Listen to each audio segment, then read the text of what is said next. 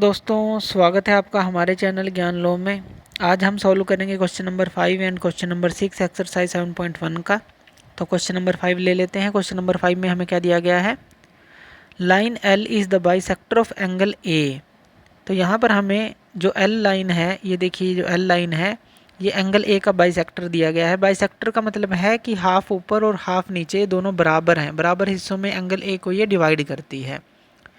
और जो बी है, कोई पोर्शन है एल के ऊपर, ये जो बी है ये कोई भी पॉइंट है एल के ऊपर, B P and B Q are perpendicular to B. अब यहाँ पर बी पी और बी क्यू ये परपेंडिकुलर हैं। अब यहाँ पर जो एंगल ए है, सो दैट हमें दिया गया है A P B A Q B, A P B A Q B के बराबर हमें प्रूव करना है, या कहें कि कॉन्ग्रुएंट प्रूव करना है। और फिर B P equal to B Q हमें ये भी प्रूव करना है। तो चलिए इसको सॉल्व करते हैं। अब यहाँ पर जो हमें ट्रायंगल दी गई है, पहले तो हम वो ले लेते हैं ए पी बी, यही ट्रायंगल लेनी है। और दूसरी कौन सी लेनी है, triangle A Q B, triangle A Q B ये लेनी है। अब यहाँ पर देखिए जो ये एंगल पी है और ये जो एंगल क्यू है दोनों 90 डिग्री के हैं। तो यहाँ पर हम लिख लेते हैं जो एंगल ए पी बी है और जो एंगल ए क्यू बी है, यानी कि इस एंगल की बात करें और इस एंगल की बात करें दोनों बराबर हैं। क्यों? क्योंकि ये 90 डिग्री के हैं। अब यहाँ पर angle P A B angle Q A B के बराबर होगा। अब ये देखिए ये वाला जो एंगल है नीचे वाला और ये जो ऊपर वाला, क्योंकि ये जो एल लाइन है इसको बाइसेक्ट कर रही है, हाफ हाफ में डिवाइड कर रही है, तो इसीलिए ये भी दोनों बराबर होंगे। यानी कि जो एंगल नीचे वाला है और ऊपर वाला है, ए को ही दो हिस्सों में डिवाइड किया है। इसके अंदर ए बी और ए बी ये क्या है, कॉमन है हमारे पास, ये जो लाइन है दोनों ट्रायंगल के अंदर। अब यहाँ से अगर हम देखें एंगल और साइड क्राइटेरिया से, यहाँ पर कॉन्ग्रुएंस क्राइटेरिया प्रूव हो जाता है और ये दोनों जो ट्रायंगल है, triangle A P B congruence हो जाती है ट्रायंगल ए क्यू बी के। तो यहाँ से हम प्रूव कर सकते हैं। अब यहाँ पर ये दोनों ट्रायंगल अगर बराबर हैं यानी कि कॉन्ग्रुएंट हैं, तो जो सारे पार्ट हैं इसके वो भी तो इक्वल होंगे। तो यहाँ पर जो बी पी है वो बी क्यू के बराबर होगी। अगर हम कॉन्ग्रुएंस प्रूव कर लेते हैं तो बी पी जो है बी क्यू के बराबर होगी ही होगी।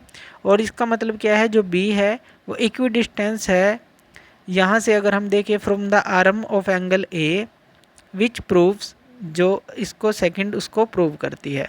तो B is equidistance from the arm of angle A. तो B P equal to B Q है, इसका मतलब ये जो है इक्वी डिस्टेंस है। तो इस तरह से हम 5th क्वेश्चन को सॉल्व करेंगे। चलिए 6th क्वेश्चन ले लेते हैं, उसको सॉल्व करते हैं। 6th क्वेश्चन में हमें क्या दिया गया है, इन फिगर 7.21 ये फिगर दी गई है, ए सी ए ई के बराबर दिया गया है। जो ए सी है ये ए ई के बराबर है। देखिए यहाँ पर डबल मार्क लगाया गया है, यहाँ पर भी डबल मार्क है लाइन पे, यानी कि ये दोनों बराबर हैं। और ए बी ए डी के बराबर बनाया गया है। ए बी जो है इस मार्क के साथ देखिए ये ए डी, ये मार्क इस लाइन पर लगाया गया है, यानी कि ये दोनों बराबर हैं। और angle B A D E A C के बराबर है। एंगल बी ए डी ये वाला जो एंगल है ई ए सी इस एंगल के बराबर है। तो ये चीज़ें हमें बराबर दी गई हैं। B C equal to D E हमें बताना है, यानी कि ये जो बी सी है ये पूरी लाइन और जो डी ई है ये जो पूरी लाइन है इसके बराबर हमें इसको बताना है। तो चलिए यहाँ पर ट्रायंगल ले लेते हैं। एक तो ट्रायंगल ले लेते हैं ए बी सी और एक ट्रायंगल ले लेते हैं ए डी ई। अब यहाँ पर देखिए जो ए बी सी ट्रायंगल है पूरी हमने ली, इसी तरह से ये ए डी ई ट्रायंगल ली, क्योंकि हमें बी सी डी ई के बराबर बताना है। अब यहाँ पर देखिए जो ए बी है वो किसके बराबर है, ए डी के। ए बी जो है डी के बराबर है दोनों ट्रायंगल में। एक तो ये साइड हमें बराबर मिल गई। जो एंगल बी ए सी है वो किसके बराबर है, एंगल डी ए ई के। जो एंगल बी ए सी है वो डी ए ई के बराबर है। तो यहाँ पर ये भी हम लिख सकते हैं। ये लिख कैसे सकते हैं, ये चीज़ जो हमने लिखी है। अब यहाँ पर देखिए जो एंगल बी ए डी है वो हमें किसके बराबर दिया गया है, एंगल ई ए सी के, इसी के बराबर दिया गया है। यानी कि जो एंगल बी ए डी है यहाँ पर अगर हम एंगल डी ए सी कर दें, ध्यान से देखिए बी ए डी इस एंगल में हम डी ए सी ये वाला एंगल जोड़ दें, ये वाला इस एंगल में ये वाला एंगल जोड़ दें, और इसी तरह से दूसरी तरफ भी हमें ये जोड़ना पड़ेगा। तो इस पर तो कोई रिलेशन में फ़र्क नहीं पड़ेगा, यानी कि यहाँ पर भी एंगल DAC हम जोड़ दें।